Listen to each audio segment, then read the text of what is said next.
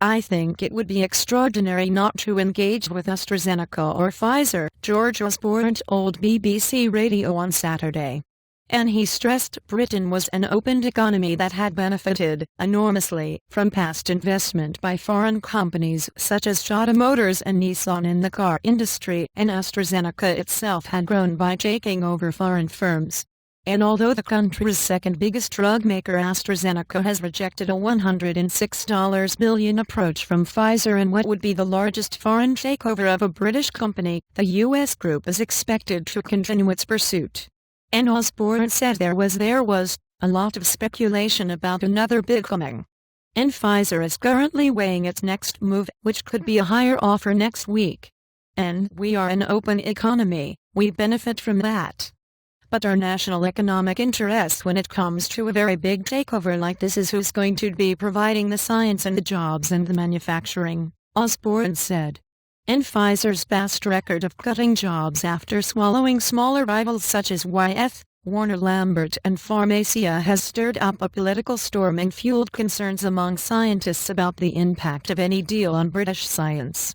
And Pfizer has already given a 5-year commitment to complete AstraZeneca's new research centre in Cambridge, Britain, a factory in the northwestern English town of Macclesfield, and put a fifth of its research staff in Britain if the deal goes ahead. But the US firm has also said it could adjust its promises if circumstances change significantly, prompting demands for more watertight pledges. And Osborne's comments follow a call by Deputy Minister Nick Clegg on Friday for binding commitments from Pfizer.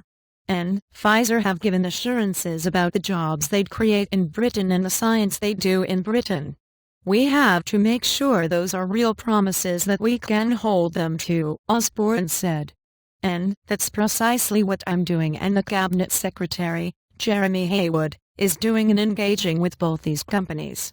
I'm prepared, on the specifics, to get in the room and have a hard negotiation.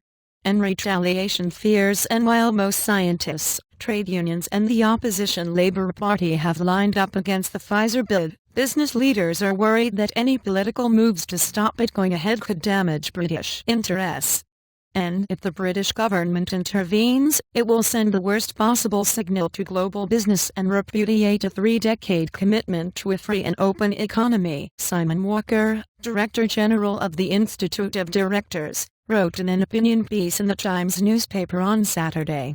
And it would invite retaliation from other countries where British businesses have taken over major companies. And the British government has not ruled out the idea of subjecting the Pfizer takeover plan to a formal, public interest test, although competition lawyers believe the European Commission would probably block any such attempted intervention. And editing by Jong